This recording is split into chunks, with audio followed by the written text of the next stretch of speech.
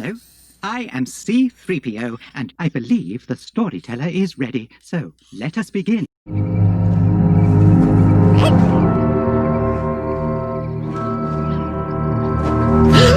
Cut it out! So we pick up with Princess Leia, who has now been separated from the other rebels. She is either napping or unconscious and is awoken by a very nervous Wicket, a little Ewok who looks very cute, but he's also on the defense. She convinces him that she is friendly, and he takes her back to his camp. The Stormtroopers confront Leia and Wicket before they go back to the camp, and Wicket kind of shows his stuff and shows what the Ewoks are made of by helping Leia take down 2 of them. Which is dumb. I know. Then we go back to Han and Luke and the droids and the Wookiee. They have met up once again.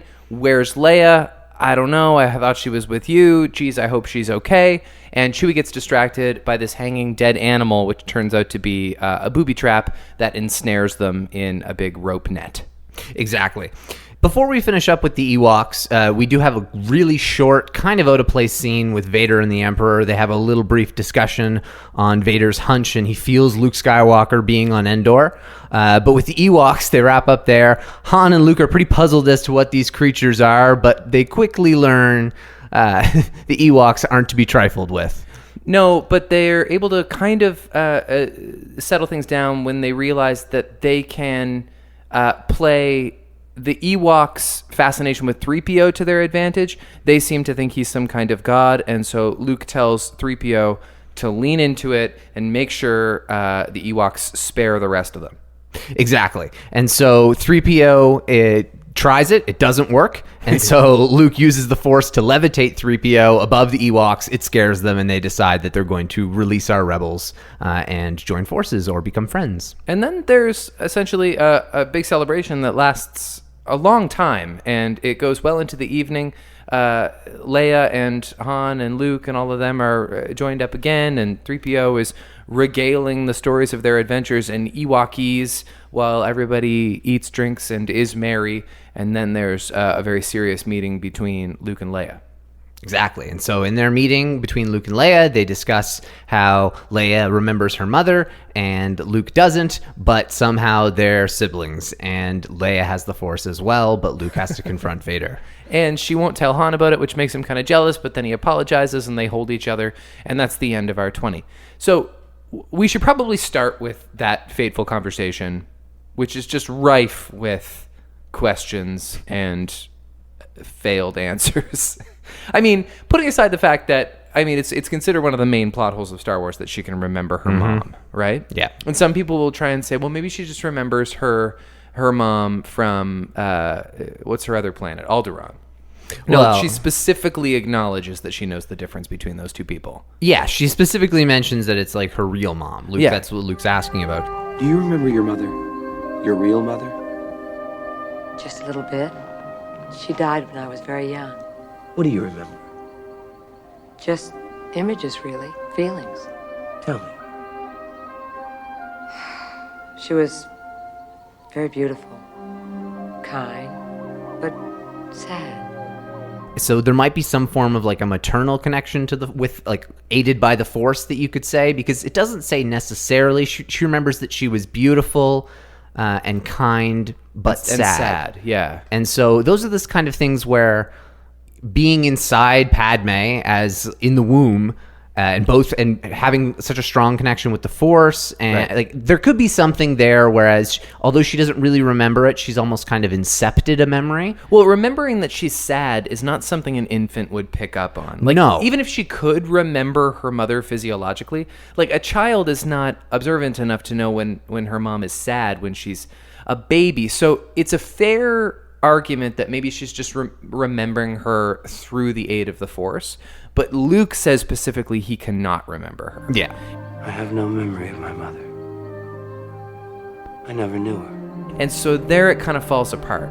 Because Luke is the first one to kind of find his Force. And so it would appear that at least then George Lucas's idea was that Leia had some more time with Padme than Luke did. Yeah, at that point. And not that she died during childbirth. Although it was fairly well fleshed out that she remembers her being sad, and that when Leia's being bored, Padme is in anguish and dying of a broken heart, which is a whole other thing. Yeah, that's a whole other can of worms. It is, but it works. Like that, she remembers that she in Padme's final days, she was distressed and heartbroken. Yeah, that really does work, and I think that makes a lot of sense. You can play up to potentially, because in like kind of the original scripts that George Lucas had, there was a little bit more of that discussion about Leia's background on Alderaan.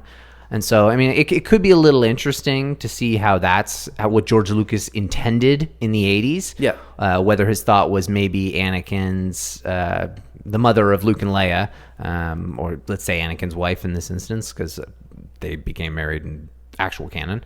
But let's say, for example, this theoretical Anakin's wife that we know of in the original trilogies, like maybe George Lucas had it planned that she commit suicide, or that she died of a broken heart a couple of years later, or maybe she got ill at like a young age. But are we so sure he wasn't trying to leave the door open to her secretly still being alive?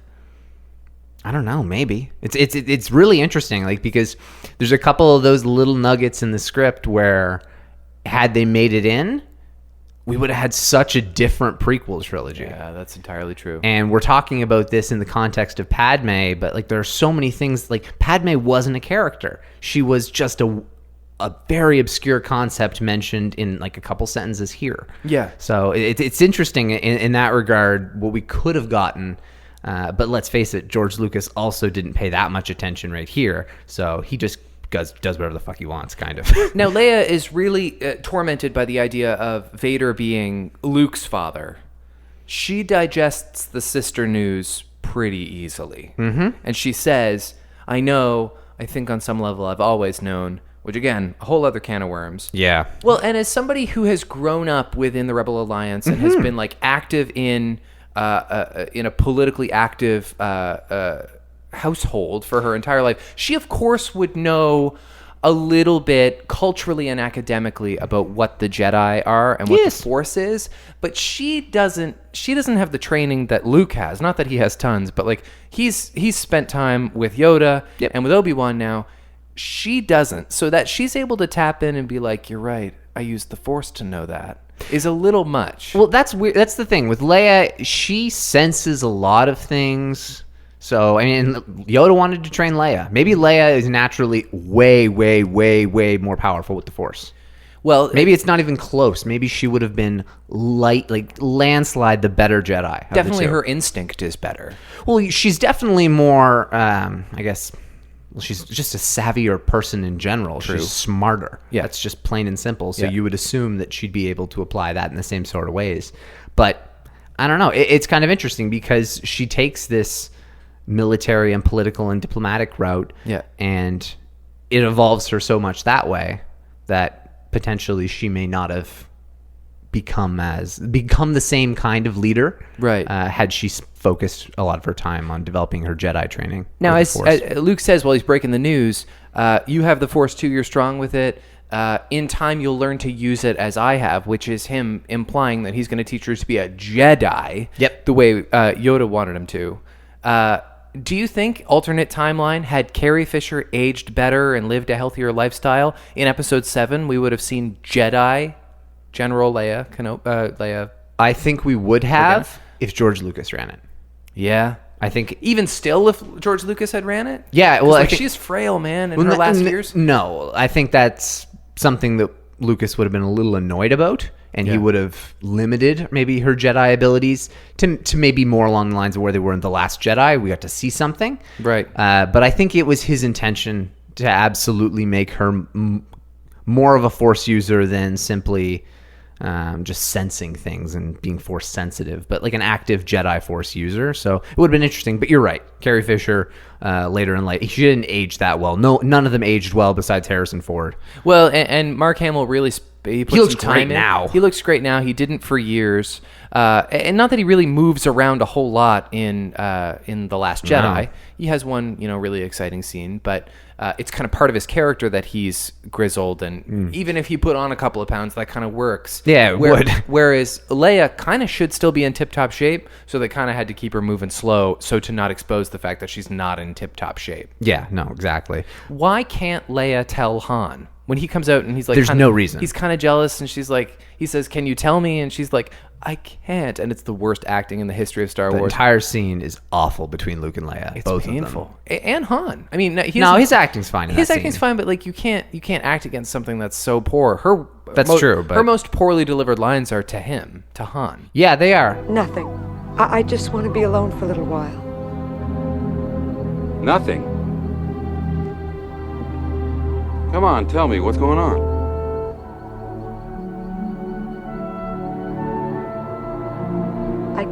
I can't tell you. But I think he does a pretty good job considering how terrible those lines are. And better yet, how terrible the delivery is. Because the delivery is the worst part. Yeah, she like It's stammers worse than first. it's worse than the words themselves, which is pretty rare in a Star Wars movie. It is rare in a Star Wars movie. Yeah, Hayden Christensen and Natalie Portman have a couple instances of that, but I can't wait. I'm so excited. it's going to be a lot of fun to watch the prequels. It's coming up quickly. It really is. Yeah, so there's no reason why she couldn't have told Han. And he's going to find out anyway. Yeah, absolutely. That's the thing that's really weird about it. I think it's because she's upset about Luke going off to confront Vader. She wants him to run, which is against her kind of as a character. I didn't think that worked.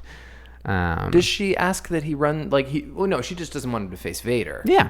Yeah, that's not really running. That's just not running into the fire, which is clearly reckless. Yeah. But she wanted to, like, I know. I just...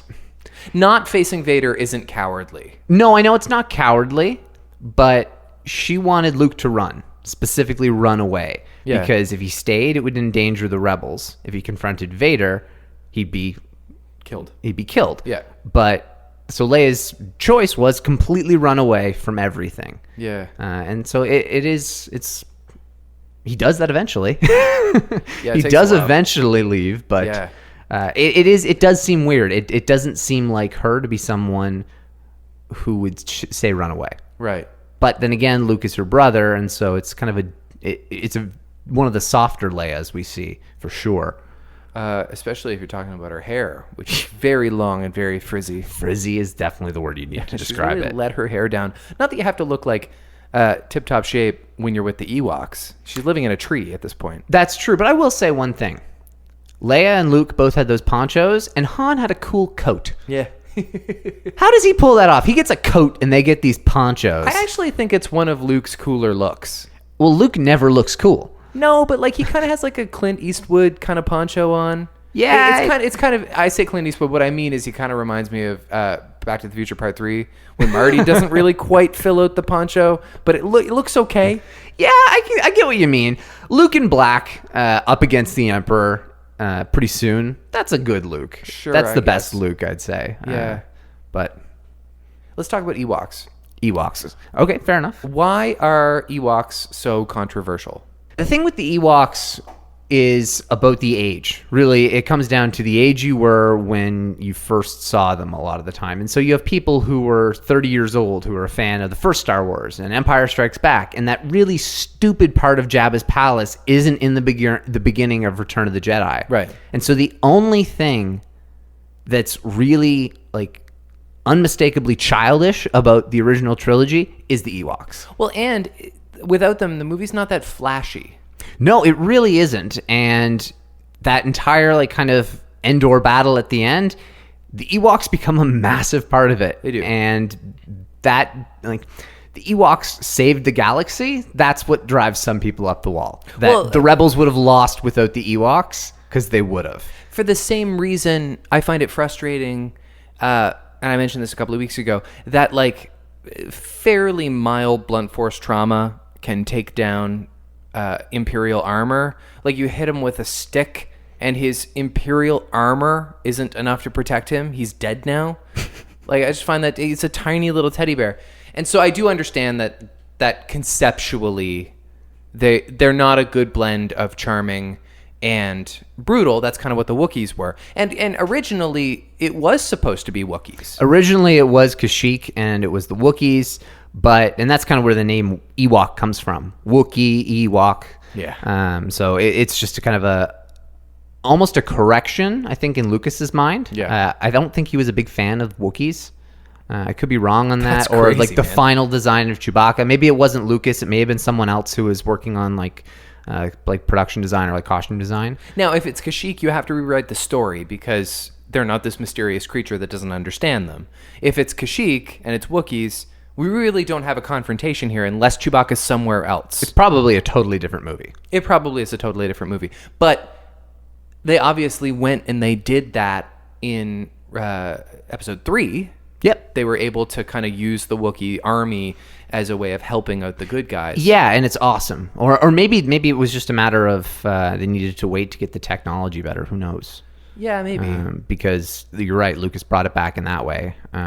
Because that is one of the best parts of Revenge of the Sith. Yeah. It is super cool. Well, and it just rounds out Return of the Jedi much better. It would give some background to this character who's like It also makes sense. He's in every most important action sequence in this film series. We're inclined to like him, but we virtually know nothing about him, and he's kind of just a meme. So to give him a bunch of background and explain why he has been referred to as this beast all this time, all the while creating an interesting action sequence and not having to put children on the payroll would probably have worked really well. Yeah, exactly. Actually, the majority of them were little people.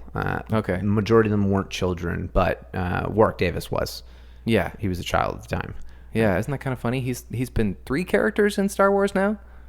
No, I just think the 2. Okay. The character he is in The Phantom Menace is actually the same character he is in Solo. Right. Yeah, so That's really friggin' cool. I think it's really cool. Absolutely. It works really well in the sense of you have this kind of slave in Tatooine and then this rebel kind of cell that's Yeah, freedom fighter. from kind of misfit backgrounds across the galaxy. It works really well. And he's wicked. And he's wicked, too. That's kind of funny. What about trivia? Do you have any trivia questions? Well, yeah, but I had a kind of tough time with trivia questions. Some of them are just anecdotal, and if you've heard the fact, you've heard the fact. Otherwise, you're not going to have any luck with these. Fair enough. My Padawan question, what other character was identified as the last hope for the Jedi in a decoy script that was handed out to most of the crew so to protect the actual twist?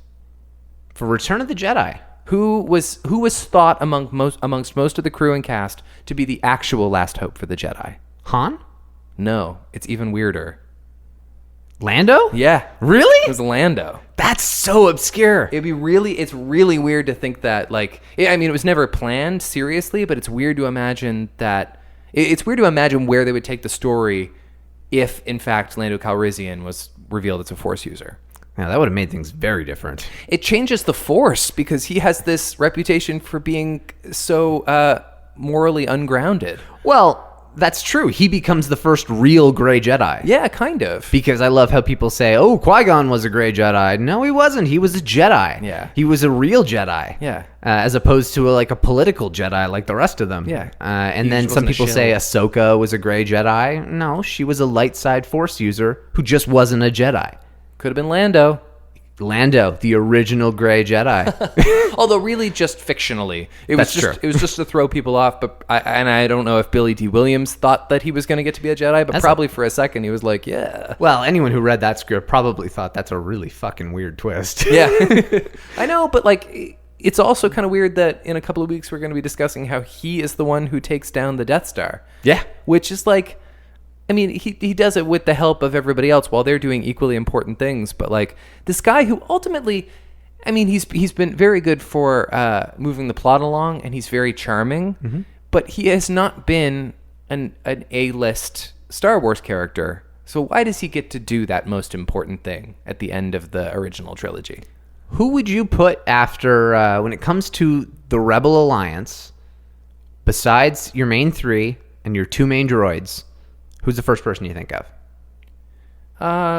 Sure, Lando. But I think Han should have been able to be he should have been the one. There's no reason we couldn't have gotten Han back up in the sky. There's such great Han and Leia moments during the battle. I guess. Well, we'll talk about that. We'll talk about that a little when bit. we get there. What's What's your Padawan question for me? Padawan question for you is, how old was Warwick Davis during Return of the Jedi? I told you he was a child. Yeah, I have another Warwick Davis question for you, actually. I guess I'll say 14. Really good guess. 13. 13. That's kind of nice. That's funny. I'll give you my Warwick Davis question because it's random. You're not going to know it. I don't think, anyway.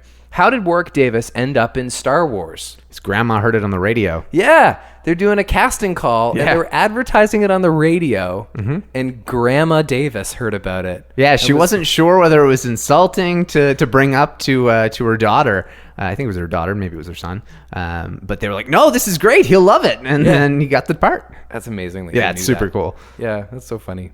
Yeah, it's in the... when I watched it, the full run through, I watched it with the commentary. And Warwick Davis is one of the people in the commentary. So good for him. He made he had a couple good little tidbits. He's a guy who's probably made a really good career out of just leaning into it. Oh, he's great. Like when it comes to leading panels about Star Wars, he's one of the best in the business. Is that right? Like Absolutely. Being the invigilator, the interviewer? Yeah, because he loves it. He knows it. He's been around it. The community adores him. He's just really good for that. Right, but like he could kind of resent the affiliation with, with Star Wars, Gringotts, and Willow, and like otherwise the fact that he's never really been a movie star, but he seems to lean into it, and I always like it when people do that. Oh, he seems like just a wonderful, wonderful guy. Yeah. My night question is, when telling Vader he must go wait for Luke, what does he call Endor? Oh, God. He does not call it Endor. He refers to it as something else. Can you read the question again? Sure. When telling Vader he must go wait for Luke, what does the Emperor call Endor? The forest moon? Close. The sanctuary moon. Oh, what does that mean? I don't know. It's just where they have their base. Yeah, I guess. Okay. Sanctuary moon. I don't know of any other, I guess.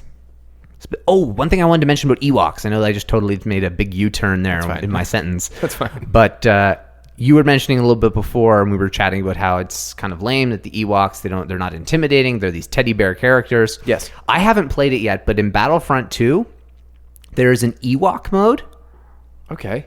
And it's at night, and it's Ewoks versus Stormtroopers. Oh, God. And it's fucking terrifying. What? It's like a thriller style. What? And the Ewoks, you don't want to be the Stormtroopers. You want to be the Ewoks. Because they're scary. Because they're fucking terrifying. Well, that's good. I mean, I think that's smart to kind of illustrate how they actually are scary. How they can be scary. And when you think about it, although the suits kind of hold up and kind of don't at the same time, if these were real creatures, they're small, but they're... I think raccoons are savages, and they're small. You're right. And they're fat, and Ewoks are fat. They're also fast learners. Like, they seem to... they're insanely fast learners. Yeah, they catch on. They adapt. Because this is actually, in Last Shot, there is an Ewok, and this occurs 2 years after Return of the Jedi. And Ewoks, they live on Endor. Yep. 2 years after Return of the Jedi, there is a hacker who's an Ewok. Oh, what? So apparently in 2 years, they became a prodigy coder and slicer in the Star Wars universe. So they exclusively live on Endor, I believe so. as far as Wikipedia said. I believe so. And there's some allusion in whether 3PO is trying to figure out exactly if he can speak their language, which, as it turns out, he can. He kind of alludes to the fact that their dialect is very specific and niche and rare. So who programmed 3PO with Ewokese if it's just this niche thing that only exists on Endor? Well, he was no one knew 6 million languages to program him. Right. But I don't know, some sort of Anakin was the one who found all this fucking to program him. That's the thing. Yeah, I know. This little 8-year-old Anakin, 9-year-old Anakin on Tatooine was able to program this protocol droid with 6 million languages. But this protocol droid is actually quite well behaved in the overall. There's one thing: it will not impersonate a deity under no circumstance. Oh no, that was golden. It's against scene. My protocol to impersonate a deity. But then he does it. Well, no, he won't do it for Han. Yeah. But Luke is his master. Oh. And he will do it for someone who is his master. That is protocol. It is not protocol to do it for Han. Is this, and I know what you're going to say, but I want to bait you. Is this the only instance in Star Wars of an allusion to religiosity and idol worship? Oh, I don't think so. No? No. Because a lot of people refer to Jediism as a religion, but it's really not. Like Han refers to it, it's a lifestyle, and it's a tactic, and it's a way of thinking, but it doesn't, it observes things, but it doesn't worship anything. No, it doesn't necessarily worship anything, but the Jedi respect the living force, and Okay. I would classify it as a religion. Okay. It's talked about in A New Hope as a religion. I like the way you just phrased that, though. That's not they worship the living force, or they respect the... Yeah, and I think that's kind of the route there that they go off of, at least. Okay. But there's also there's force trees too, although that's not necessarily the crux of what it is to be a Jedi, but that is an object that is seen as being of higher power by Jedi. So Yeah. there's a religious element to that, I guess. Well, I only asked because I was trying to figure out if just the very existence of their interplanetary travel and the chaos of the galaxy is that proof that God doesn't exist in Star Wars. But I actually think that's pretty misguided, because what we can say with certainty is that the Force guides all instances in this galaxy. I would say so, yeah. So really, it's the opposite of what I was suggesting. It's, But you know who wouldn't say that? George Lucas. Because actually, the wills control the midi-chlorians, Right. which control the Force. So it doesn't. right. Well, you always have free will. No, but the wills themselves. Okay. Because we're going deep. When 3PO is, it's actually very charming. He's got all the Ewoks sitting around in a circle, and he's telling them the story of like the Millennium Falcon and Darth Vader. Batata Rundi, Darth Vader. And Chenko Vaskimo Kiertum di Death Star. Os Michi and Jedi, Obi-Wan Kenobi, Imanamachu Vader con Yumno. And he's also including all these little sound effects. Like has he recorded sound bites of like what a lightsaber sounds like and what starfighters sound like? Well, that's the thing. He's a computer. I Yeah. love this scene. Me I too. absolutely love it. It's just so simple, yet so smart. Yeah. Of course he's a robot. Of course he can make those noises that he wouldn't need to go pew pew with his mouth, because he's a robot. He plays a recording of that. I totally agree. It sounds so great. And there's also a lot to this that I really love is it's the lore that it builds up. The way he's talking about A New Hope and Empire Strikes Back, and how everyone's crowded around him, and he does like the actions, and it's such an engaging story. It's great because it parallels really well with both The Force Awakens and The Last Jedi. Whereas in The Force Awakens, you have Han's line of "It's true," all of it, like really kind of like these legends that kind of permeated across the galaxy from stories shared the way 3PO did. Right. And like about this farm boy and the smuggler and the princess, and the way in The Last Jedi they do like the legends of Luke Skywalker and the little kid with the action figure and Luke Skywalker going up against the First Order. Right. I love the way that 3PO is telling it for the first time. I love He's that telling too. this story for the first time to listeners. Absolutely. And I love that too. I do struggle a little bit with Luke Skywalker. I thought he was a myth because it's only been a few years. 30 years, I agree, but you also have to keep in mind it's a galaxy, not one world. Yeah, true. So he's from Tatooine, And there's all these languages that people don't speak, and he's there's also he's just a farm boy from Tatooine, a backwater planet, something that people definitely isn't on the radar to most people. Right. And then he's this kind of mystical Jedi who's going looking for Force artifacts. I mean, Luke Skywalker's not somebody that like it's the great Cinderella story. it certainly is. Yeah. But it makes sense for him to not really be this known thing. He's the humble hero. Yeah. If I don't make it back, you're the only hope for the Alliance. Luke, don't talk that way. You have a power I don't understand and could never have.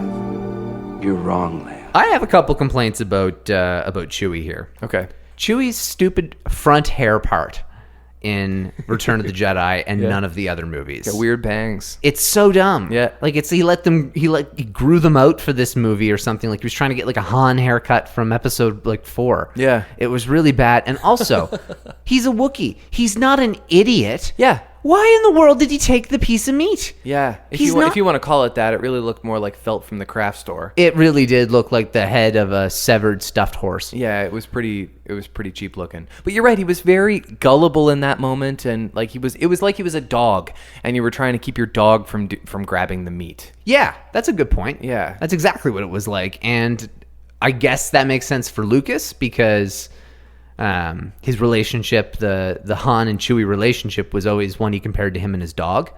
Really? Yeah.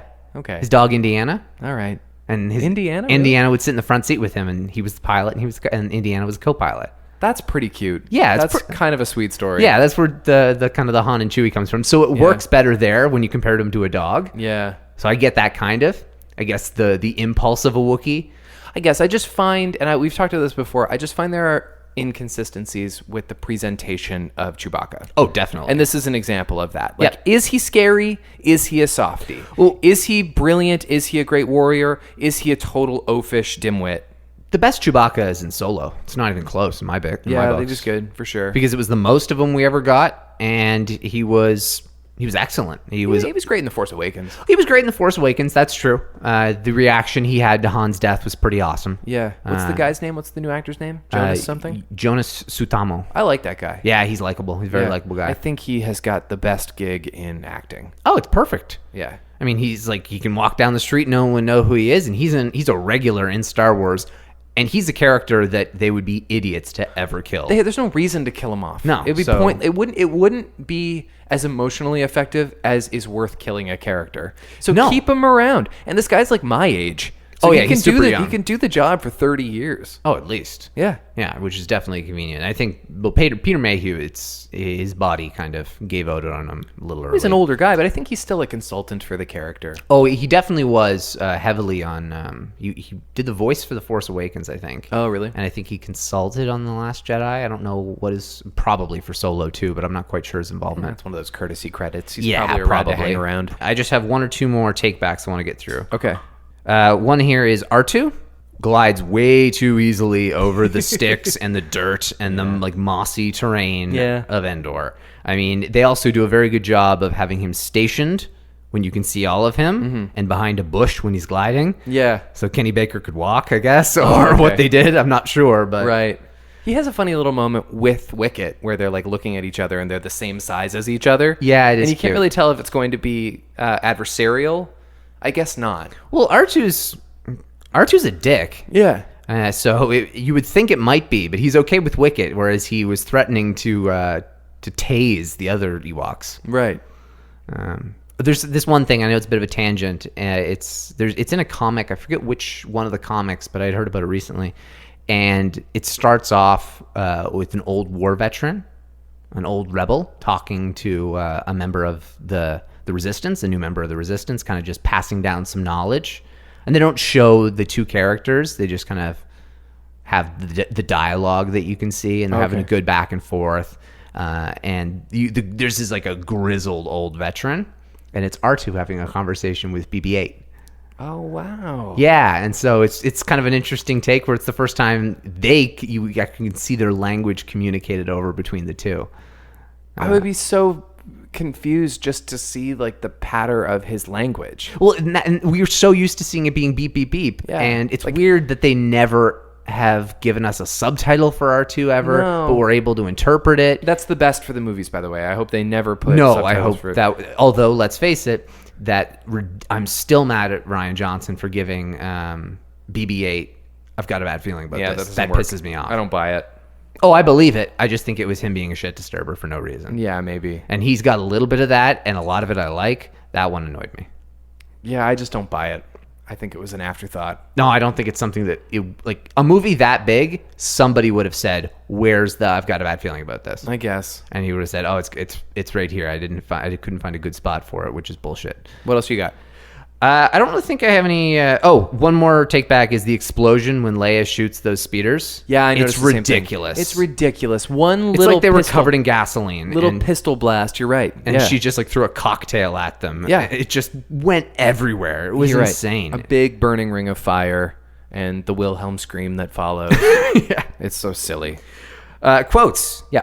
There are a couple okay ones, but not really much. Right after they get ensnared because of Chewie's indiscretion, Han says, "Great, Chewie, great. Always thinking with your stomach." Yeah, it's a good line. That's kind of a good line. It's kind of a Han-like line. Yeah, hey, point that thing someplace else. Yeah. When they're pointing the spear at him, that one's good. Yep. 3PO, when Luke's asking them what they're saying, hello, I think. I thought that was great. Just it was an unbelievable little bit of actual humor from 3PO, trying to come across if he knew what he was talking about. Now, this is like the third time in this movie we've had a cutaway scene with Vader and the Emperor where they basically have the same conversation. They basically just like keep up appearances and they're like, how close are you to winning Skywalker over? It's going to happen. He will be ours. Are you sure? Can you do it? Yes, I can. Okay, go do it. That's the same scene over and over again. Yeah, it's like the third time we've had the same scene. And in this one, Vader kind of drops the bomb that he has sensed that Luke is nearby. Are you sure? I have felt him, my master. Strange that I have not.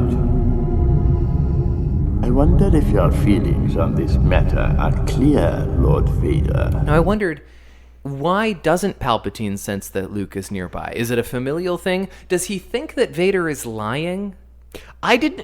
It's a little weird. I have to agree with you on this one. There's something implied in what he's saying there, and I just don't know what it is. It's not meant to be a positive encounter between these two at all. Right. In the script, actually, Vader force chokes his way into the room. Oh. Yeah, so... Man, they cut a lot of good stuff out of the script. Yeah, I know. That would have been amazing to see. Yeah. Have Vader force choke the Red Imperial Guards, the Emperor's Royal Guards. That would have been awesome. Yeah. But no, so the Emperor's annoyed. He's there, but they get themselves on the same page. It's like you said, it's a repetitive, almost unnecessary conversation. It's mostly just used so that we can see how evil the Emperor is before that final scene, so that it's not just like out of the blue. The new big baddie came in the last 15 minutes. It's just very, it's bizarre that they're trying to illustrate this guy as terrifying, and they acknowledge one of his weaknesses, which in this case is, I didn't sense that. Yeah, that's fair. I think this one comes from it being a relationship and trying to indicate, like, maybe foreshadowing Vader's potential turn. Yeah. To kind of indicate his confliction. In reference to Luke, Palpatine then says, I have foreseen it. His compassion for you will be his undoing. And so they're saying, like, you're going to win him over because he has a strong connection to you. Yeah. I thought that was well phrased. Yeah, and he even repeats that again, saying that the reason Luke won't win is because of his caring for others and his compassion, which is perfect because it's the reason why he does. Right. And the Emperor's overconfidence is why he didn't. Yeah. We'll get that in a couple 20s from now. There's a really good, right when the Ewoks... when Luke's kind of talking to them, trying to get 3PO to use his divine power. Well, why don't you use your divine influence and get us out of this, Han says to 3PO. I beg your pardon, General Solo, but that just wouldn't be proper. It's against my programming to impersonate a deity. I just thought that was excellent. And then what does Luke say? I forget what Luke says directly to him. He says, 3PO, tell them, if they don't do as you wish... then you will become angry and use your magic. And I wanted to ask you if you thought this was another case of Luke showing a dark side, because like he's asking that 3PO do something he is not programmed to do, he is uncomfortable with, to manipulate people who own this land. Yeah, that's interesting. He does it again later by using the Force to levitate him too. Yeah, but they're also and threaten them with violence too. But they're also they're not there hurting them. They're on the same land, sure. Right. But the Ewoks are threatening to eat and kill them. Yeah. I think it's pretty fair what Luke's doing. I guess. It's just, I agree with you ultimately, but like, Luke's tone is kind of dark when he says it. 3PO, tell them if they don't do as you wish, you'll become angry and use your magic. But Master Luke, what magic? I couldn't possibly. Just tell them. Like, yeah, he's not going about it. And I also love because Luke's laughing his fucking head off. Yeah. When Han is getting pissed off at 3PO. Oh, really? Oh, yeah. He's really cracking up in the background. It's so funny to see. Because like he's just taking this whole thing so easy. It's not stressing him out at all. Right. Okay, and I think it's funny that you kind of see it as almost like he just doesn't care because he'll use the Force to get out of this one. He's almost kind of reserved himself to that. Yeah. Like he's like, fuck it. At some point, I'm going to need to use the Force here. Let's see if 3PO can get us out of this without doing that. Whereas Han is like noticeably a little unsettled. He's panicked. He's weirded out by a lot of it. Yeah. Because when he first sees them, he's like, this is kind of funny. These guys aren't going to hurt us. And then he gets mad, like, oh, wait a minute. And Wicket then gives him a hug a little later on, and you can see, and there are a few moments where it really makes Han more endearing. He's definitely a lighter character, like you said, after the last 20, and really until the end of this movie. Yeah, he's a much more chipper character. He's kind of a chipper character through this whole film. That's true. In the first 20, the one that he's not, it's because he's in carbonite. It's not really his fault. He's just trying to enjoy the sunlight. Big light blur. What else do you have for quotes? Because I am pretty much fresh out. Like, there's some memorable stuff in the conversation that Luke has with Leia later on, but it's not catchy. Like, it's important and revealing, but it's not catchy dialogue. Yeah. Look, it's a hat. It's not going to hurt you. Look, you're a jittery little thing, aren't you? I thought that was good. That's a good one. You're right. And there is one which will be the name of the episode. The Force is strong in my family. My father has it. I have it. My sister has it. Yeah. Yeah. That's really the big one. I didn't even want to say the front of that line because it's bad. Yeah, he says, you're wrong, Leia. You have the power too. In time, you'll learn to use it. I don't think it's so bad. It's a little. I don't like it being referred to as a power. Yeah. And she referred to it as a power, though. Leading into that. That's fair. That is a good point because Luke explicitly says it's not that in The Last Jedi. Right. Which is true. That's a better way of viewing it from a Jedi perspective. Right. It makes you powerful. It in itself is not necessarily a power. Yeah, that's a good way of viewing it. Master question for you. Besides Wicket, name 3 Ewoks. Oh, I can name 2. Okay. Oh, no, I can do it. I can name 3. Okay. Roomba, Chief Chirpa, and Peekpa. Okay. I'll have to take your word for it. I do have Chirpa. I also have Logray, Tebow, and Paploo. Peekpa is the one in Last Shot. Chief Chirpa is the gray chief. Oh, okay. And Roomba, I remembered that name because Roomba. Yeah, of course. He cleans up. Yeah, he cleans up. What do you got for me? My one is, what is the name of the Ewoks' home base camp area? Oh my God. I don't know.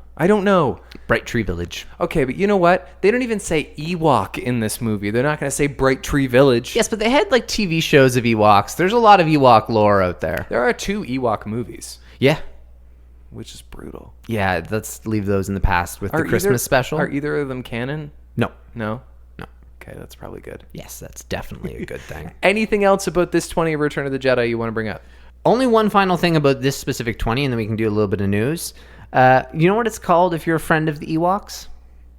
No. You're a Leaf brother. I like it. I like it. I consider myself a Leaf brother. There's a lot of negativity about the Ewoks. I'm a Leaf brother, too. I'm actually pro Ewok. Yeah, me too. Yeah. As much as they are a little silly and a little childish, I do like them, and I like the Porgs as well. Yeah, me too. I thought that they were fine. I preferred the Porgs in the sense of the Ewoks had...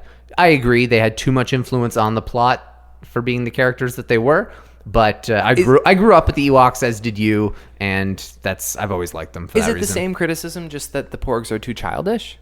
No, I think it's that they're like these cute little characters, and I think some people had fear that they may come into play in the sense that the Ewoks had like a large role. So they had already decided that they didn't like the Well, yeah, they were more just worried, I think. Yeah. I don't think some people disliked them. There's no decent reason not to like There's no the Porgs. good reason to dislike them now. Right. I think some people were a little worried, and then that's rightful if you really hated the Ewoks, because I get the reason why people do. Yep. I'm just not one of those people. Me neither. All right. Well, important news that just came out today. Is this confirmed? So the Hollywood Reporter reported on it, and so that's very, it's an almost confirmed. It's like 99%. It's not from the horse's mouth yet. But exactly. It seems like, given the evidence we've had thus far, it is very probable that indeed Billy D. Williams is coming back for Episode 9. Yeah, he canceled his appearance at the Saskatchewan Entertainment Expo. Okay. And that's September 15th, mid-September-ish. And it was because of filming conflicts. Oh, okay. And so I think that was one of the ones that kind of sparked the suspicions. Now, he's 81 now. Yeah, and he looks it, too. Yeah, he does. He definitely looks older than of kind of those 4 human rebels that we chatted about, he's definitely Well, he's older than them.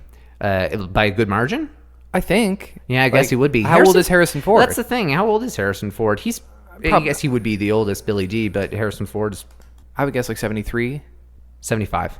Yeah, and so Carrie and Mark are younger than that just because they have to be for the story. Yeah, no, and that's true. I was just kind of thinking Harrison Ford. I thought he was a little closer to 80 and just looked really good. Well, look, I'm not looking for old Lando to be like an action star in Episode 9. No. He's going to have a cane. He is going to Yes. be cool as hell. He is going to have a cane. You're so right. The best part actually is I believe Billy D has a cane. Great. Because he needs one. Great. And in old Legends books, Lando had a cane when he was like 50. Okay. Because it's just pimping. Because it's pimping, yeah. Yeah, well, and like you can still put him in capes. He really just has to sit definitely. there. He just has to sit there. Yeah, and I'd like it to be actually early in the movie. He has to be charming. Yeah, I'd like him to be someone that they go to for help early on. Yeah. So him not necessarily be plot-centric, just to be satisfying. I actually, a good comparison would be, I would love it if he was this movie's Maz Kanata. Oh, okay. All right. I think that would be perfect. Yeah. Something whereas like passing on an important piece of information or lore or something in kind of like the early middle of the movie and kind of like that a bit of a turning point in the movie. So I think that would be my dream role for Billy D as Lando in this. Now, I think they were probably going to cast him in this movie anyway because I think that people wanted it, and why wouldn't they? But it's interesting that Solo is considered quite a commercial failure as far as Star Wars standards go, and also kind of just in general. But maybe the one unanimously liked thing about Solo was the return of Lando Calrissian. Yep, that and Chewie. People wanted to like Lando. And so it's almost like it was validating to them to go, okay, yeah, we're definitely wise to put Billy D in this movie. People are going to be happy about that. Yeah, and with the loss of Carrie Fisher and the deaths in the movies of Han and Luke, it's depleted. Yeah. As is the Resistance, and it needs its backup from Lando. Well, it is, but it's also necessary. Yeah. Like, I don't want to see a bunch of Lando now. No. But there is no one else. no, but that's okay because we have progressed. No, but the thing is though, like that's it. There's no one else left from that regime. Right. And it'll be nice that they've passed on the torch over the course of all 3 of these movies. I like that. I think it's important. I remember when they first announced that Harrison and Carrie and Mark were going to be in The Force Awakens, like before we really knew anything from anything. Yep. I remember thinking, I hope these guys aren't that important to this movie. I hope they're just kind of cameos and then we just like move on. Well, and of course I was proven wrong, and I'm glad I was, but now I'm glad that we didn't linger for 6 movies. Yeah, no, I think it's worked well, that transition over. And Mark Hamill's going to be in episode 9 too. Oh, and that's something I do not want in small amounts. No. I want without a doubt this to be the most heavy Force Ghost movie ever, not to Yeah. even be close. Yeah, it's true. It's really true. As a kid, I didn't really realize how minimal Ben Kenobi was in episodes 5 and 6. Yeah. I always thought of him as like one of the main characters in those movies. No. And he just has one scene in each movie. Both of them were shot in the morning. Yeah. And that's fine, but you're right. Like, I want him to be important. Yeah, I want him to be a very, very like prominent character throughout the movie to the point where he can carry on into episode 10 if that happens in Because 9 otherwise, years from now. it's just on Ben Solo to resolve the Skywalker bloodline. And that's kind of, as much as I love him, that's kind of not going to work. Well, there is always, and I think it could be very cool, it could be done in an interesting way, but you can always bring in Anakin too. Yeah. You can bring Anakin to come back to talk to Kylo, and that could work. What is the over-under on them bringing Hayden Christensen in? I'm so down, by the way. Oh, me too. 100%. But like, because of the risk, 15% over under. Yeah. What would you say? It's under 15%. I think it's under 2, but yeah. Damn, I think that would be so good. Yeah. I don't know how it would be done at all from a story perspective, but that's not my job. So No. figure it out, JJ, please. It would make me so happy. I think it would be awesome. It would make me. I would be so grateful to Hayden Christensen. And I think people would be too. Although, a lot of people didn't like Yoda in The Last Jedi, which is so friggin' stupid. I absolutely love that Yoda so much. It was an amazing moment. Yeah. I like Yoda more as a Force ghost because it fits for Yoda so well. Yeah. It makes him also incapable of using the lightsaber, which I love. Yep. Well, so much that we know. We know that Luke can project a lightsaber, so maybe Force ghosts can use them. Yeah. Who knows? But anyway, and he looked like the puppet. He was the puppet, but so revamped it was. I can't say enough good things. That was my favorite part about The Last Jedi, and I've got a lot of favorite parts about The Last Jedi. Yeah. So for the same reason, I think that it could be very gratifying to bring Hayden Christensen back. And you're so right. To come to Ben Solo in a dream would be amazing. It could also be interesting if they brought all of the Force ghosts back, because there's not that many of them. No, I know, but that sounds like a lot. If keep in mind though, if you bring back Luke and Anakin, all you have left is Yoda, Obi-Wan, and Qui-Gon. And Qui-Gon you can absolutely not bring back because he can't manifest himself as an image. He can do as a voice. If they make a Kenobi movie, I have a good feeling they're going to retcon that. They'll fill in a blank. And they'll make him an image. Yeah. But you can get away with it at Episode 9 if you just want to include maybe Ewan McGregor and Yoda in there as well too. Man, there's so much hypothetical. Well, because I also still think that there's a chance of Rey Kenobi. Yeah, I think so too. There's of all of the theories, I think that's the only one. Maybe Rey Palpatine. But they're like the only ones that I still think could make sense. Rey Kenobi, absolutely, and the Rey Palpatine one, it doesn't really work. Any chance there's a connection between Rey and Snoke? I don't think so. We don't really know what Snoke is. No. We just really don't know anything about Snoke. No. I don't think. I think Snoke would be a great character to tie into Thrawn or obviously the Emperor, because there have been hints of kind of those areas in the sense that the Emperor was interested in something in the Outer Rim. Appeared to be of great force magnitude. A lot of people have theorized, well, maybe that was Snoke that he was feeling. I think it's a mistake to say that and I think it's wrong to dislike The Last Jedi anyway, but that's another conversation. I think it's a mistake to say that it's objectively a bad movie until you've seen the whole trilogy. You do not look at Star Wars as individual films. If they work on their own, then great, but they work in trilogies, and that's what's important about them. Return of the Jedi, if not for the other two movies, is a bad movie. It is. I disagree, but I know what you mean, and I absolutely agree people should reserve judgment until they've seen all three of these so they can look at them as kind of a whole, and then they'll be able to see the sum of the parts differently, I believe. But with The Last Jedi, I get it. If you don't like the movie, that's fine. And if you're never going to change your mind on it, that's fine. But don't be mean about it. Yeah, thank you. It's pretty simple. Yeah. If you don't have something nice to say, don't say anything at all. That's beautiful. Do you have any other news that we want to hit on? Absolutely. Kerry Russell. Oh, yeah. I thought we talked about that before. No, Kerry Russell is most likely to join Episode 9.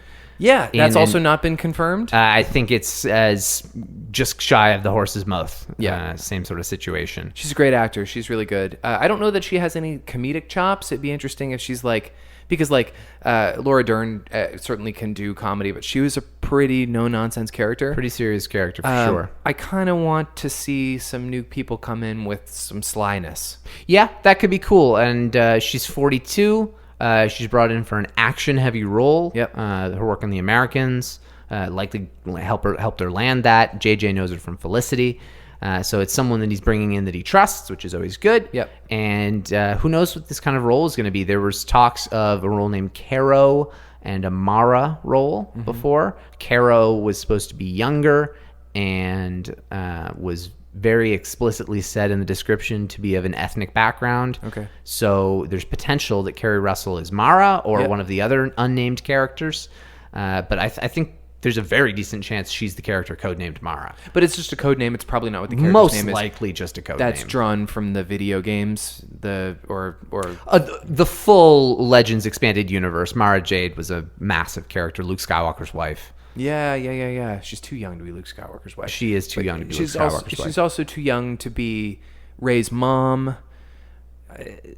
I don't know if there's going to have to be some kind of connection. She's also an American actress, so she's not likely to have an accent different from like an American accent. No, most likely not. Daisy Ridley has a British accent. Not that necessarily has to separate them familially, but probably. That would be a bad casting choice. It would be weird. It would be very strange to not pick a British person, seeing as everyone in Star Wars is British or American. Yes. Yeah, give or take some. Yeah, some Scots. Yeah, There's the odd Scot. there it is for sure. But it's interesting. I'm curious to know what kind of role she will play. To what degree are we going to get something where it's like Holdo or Rose? Like those were two pretty prominent characters. Rose likely continuing, to be of somewhat prominence. Yeah, I hope she doesn't take too much of a Jar Jar step backwards. Right. I think the character could be done Sure. in a slightly different way to be improved. Yeah. But yeah, it'd be interesting to see if this is going to be a small role or a big one. But I'm cool with it being a big and important character. Me too. She's a really good actor. It'd be interesting if we're going to get maybe a Phasma replacement on the villain side. Maybe she's going to be a very high-ranking like Hux. Sure.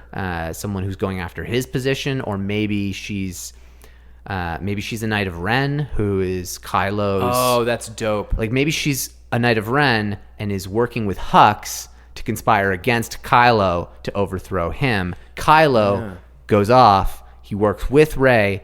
Not on the Resistance. I'm just spitballing this right now, but I'm kind of liking where it's going. I like it too.